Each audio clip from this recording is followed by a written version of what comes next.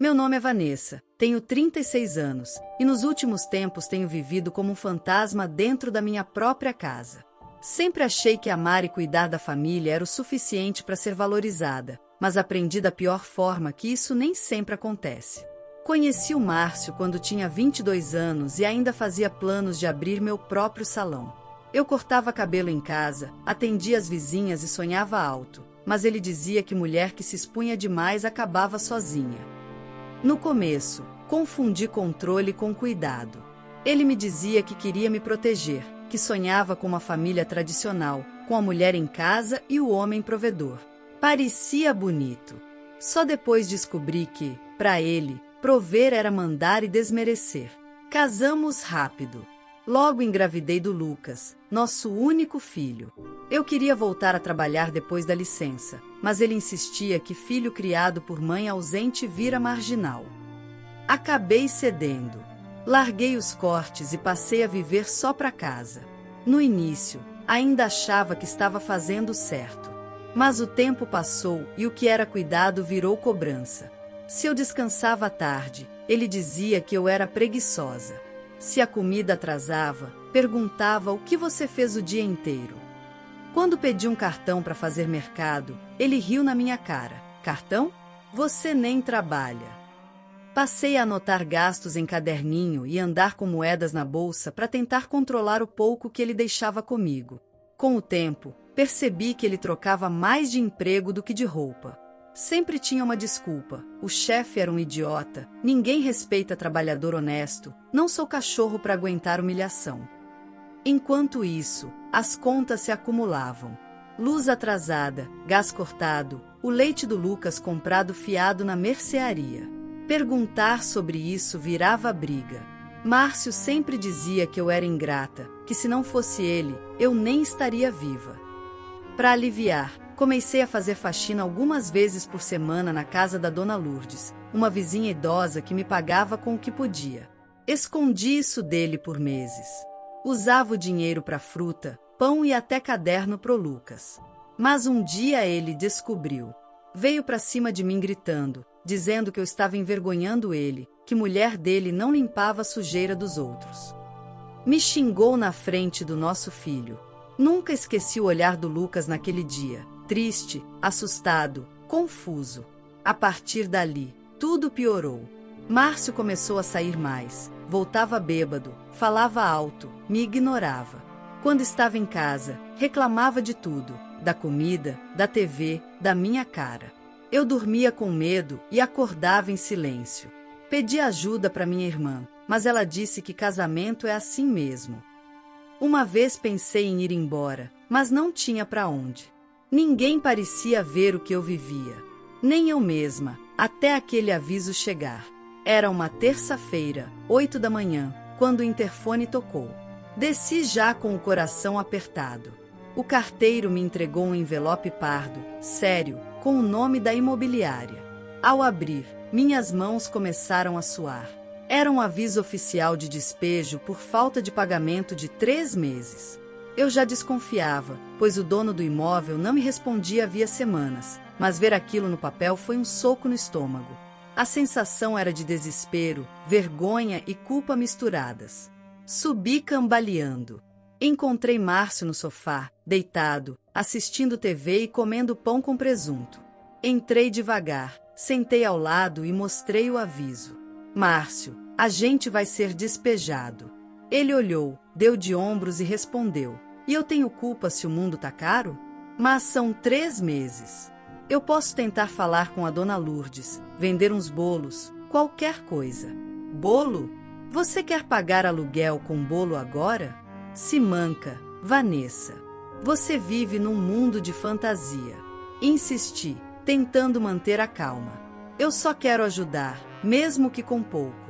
Ele se levantou com raiva, pegou a chave do carro e, antes de sair, soltou. Sabe o que faz? Dorme na rua. Quem não trabalha, não reclama. E bateu a porta. Fiquei ali, com o papel na mão e o coração em pedaços. Lucas, que tinha ouvido do quarto, veio correndo. Mãe, a gente vai dormir na rua? Me ajoelhei e o abracei forte, sem conseguir dizer nada. Eu não tinha resposta.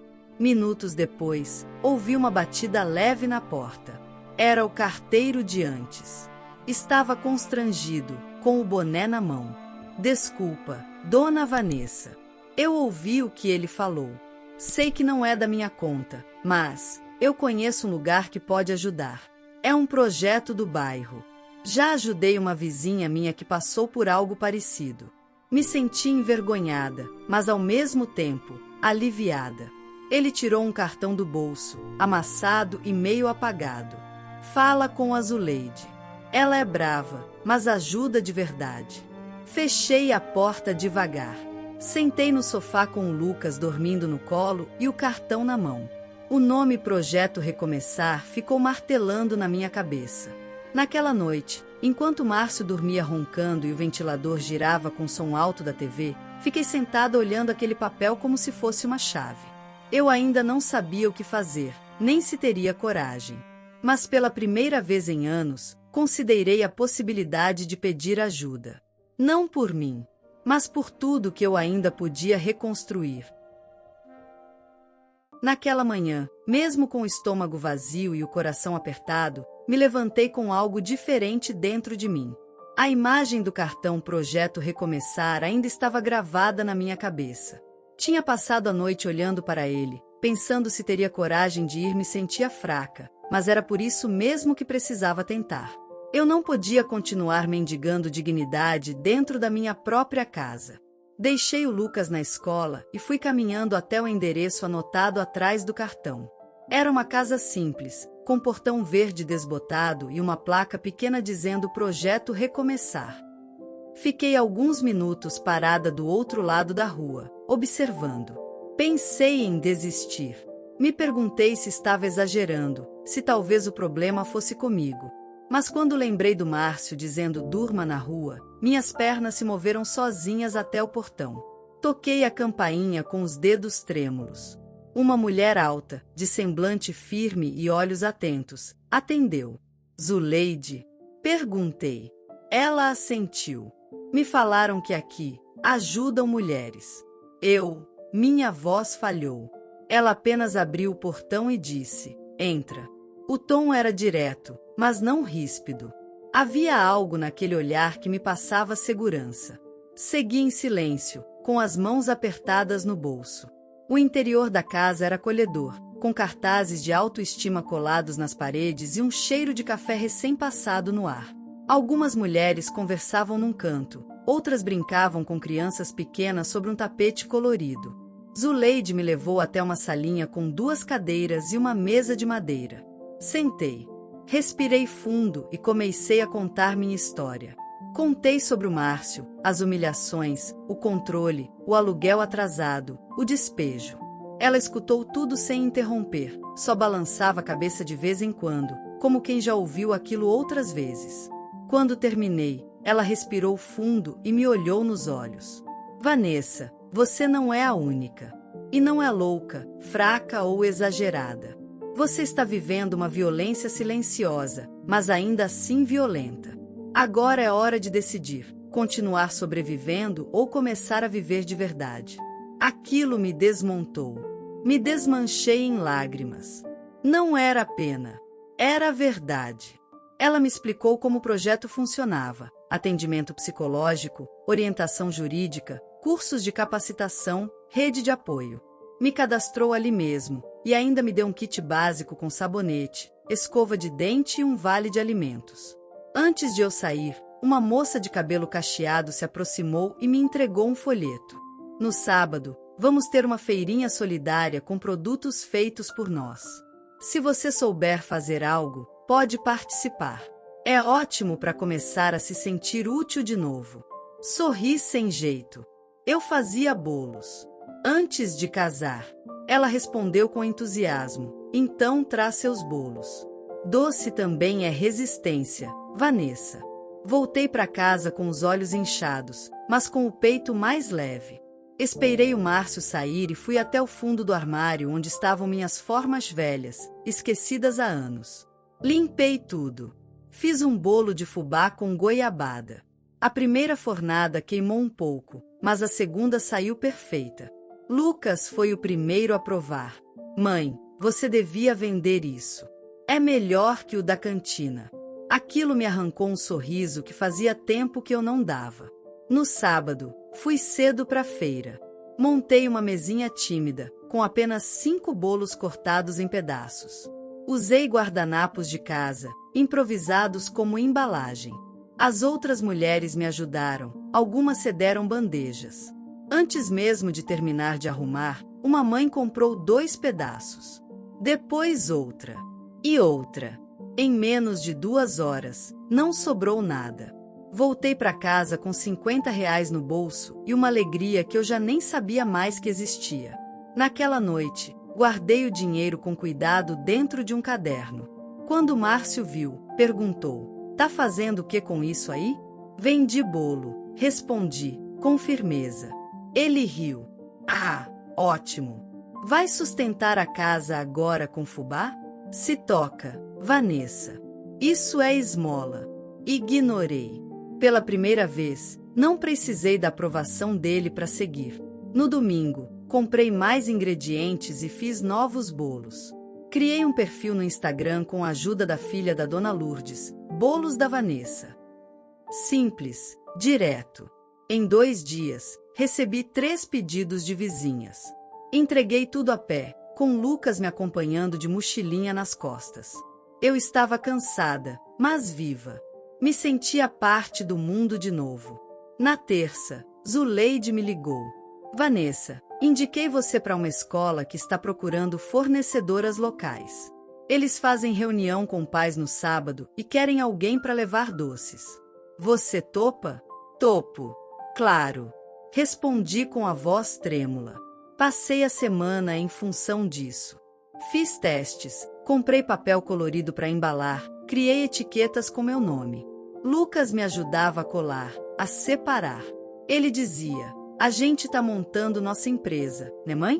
E por dentro eu chorava de gratidão. Na sexta, deixei tudo pronto: bolos, cartões, uma cesta improvisada para montar a mesa. Fiquei até tarde da noite desenhando com Lucas o nome da nossa marca num pedaço de papelão. Bolos da Vanessa e Lucas. Dormimos abraçados. No sábado, fui à escola. Era uma estrutura simples, mas com muitos pais, professores e crianças. Montei minha mesa com carinho. O cheiro dos bolos chamava atenção. Em poucos minutos, uma professora comprou, depois outra mãe. Fui vendendo, sorrindo, ouvindo elogios. A coordenadora veio até mim e disse: "Seus doces são ótimos. Se quiser, semana que vem abriremos espaço na feira oficial da escola. Podemos conversar." Assenti com os olhos marejados. No fim do dia, vendi tudo. Voltei para casa com encomendas anotadas e o coração pulsando. Lucas comemorava como se tivéssemos vencido um campeonato.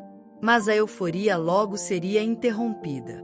Naquela mesma noite, Márcio viu os bilhetes de pedido sobre a mesa e perguntou: "Que papelada é essa?" "Encomendas."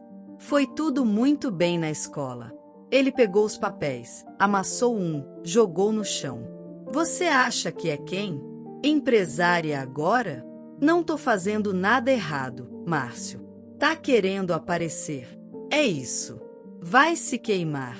Dormi com medo, mas também com firmeza. Algo em mim estava mudando. E a próxima feira, que aconteceria na escola da rede municipal onde tudo começara, seria o ponto de virada. Eu só não sabia que, nesse dia, Márcio apareceria de surpresa. E que, em voz alta, me chamaria de inútil na frente de todos.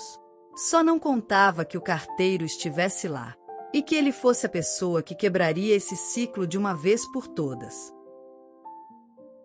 O dia da feira começou com um sol tímido que parecia abençoar aquele momento tão esperado. Acordei antes de o relógio marcar 6 horas, meu coração palpitando entre a ansiedade e a esperança. Lucas pulava pela casa, cheio de energia e com um sorriso que parecia contagiar até a tristeza que eu ainda guardava no peito. Ele não sabia de tudo o que eu sentia, mas era minha força silenciosa.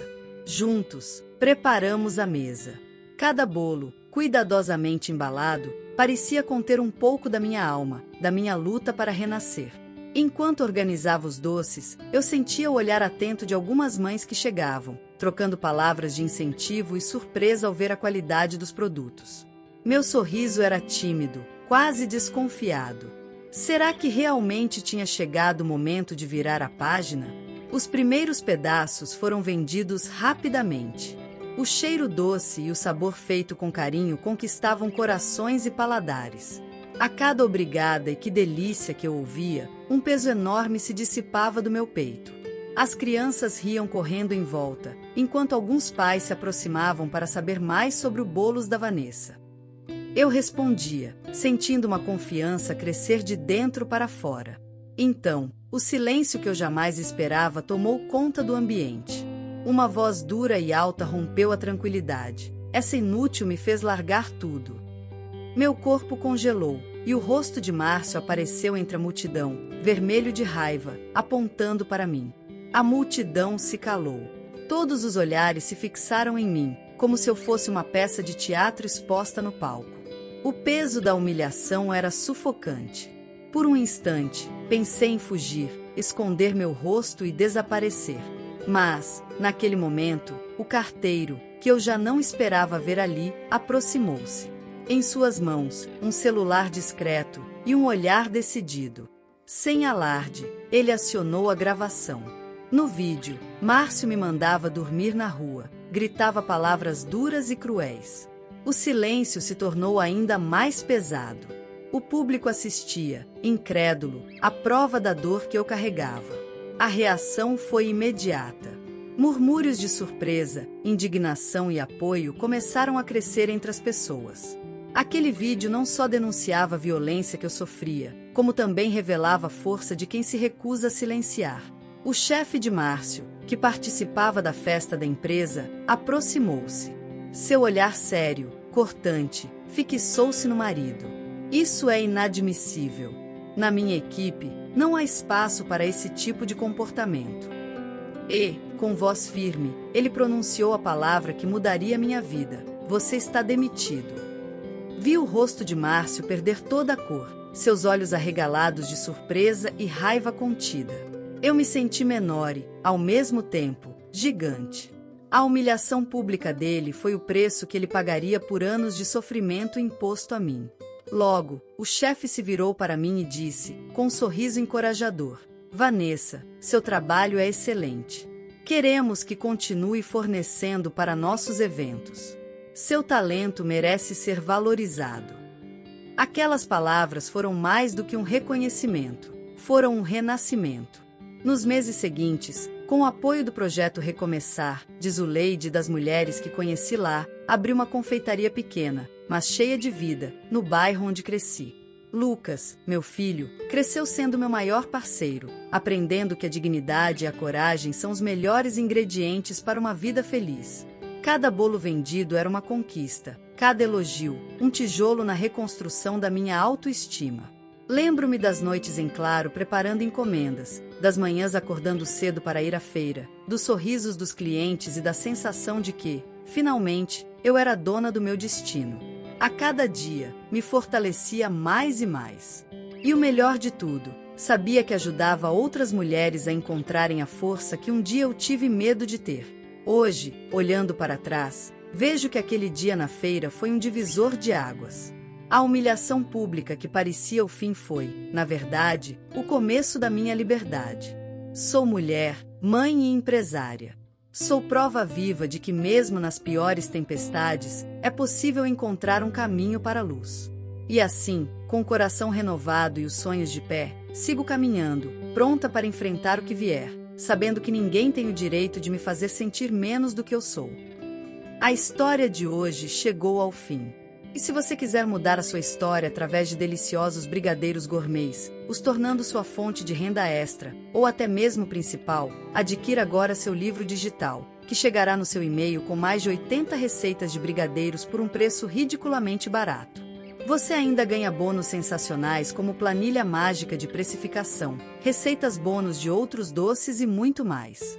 E se não quiser fazer renda com seus brigadeiros, você pode simplesmente deixar seus amigos e familiares apaixonados por essas gostosuras. Clica no link da descrição ou do primeiro comentário desse vídeo e reserve agora seu livro digital. E não se esqueça de comentar qual lição você tirou dessa história. Também deixe um like no vídeo e se inscreva para não perder os próximos vídeos. Tchauzinho!